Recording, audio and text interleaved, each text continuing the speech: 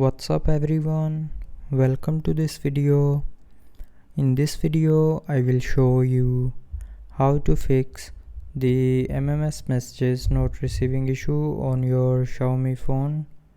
So to fix this issue, first of all open settings. Now in settings, scroll down and here tap on mobile networks.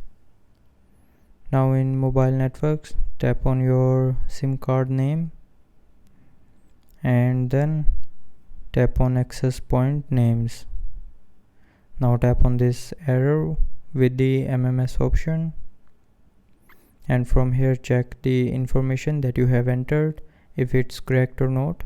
So if the information is not correct, then correct the information, and after correcting the information the MMS messages issue will be fixed.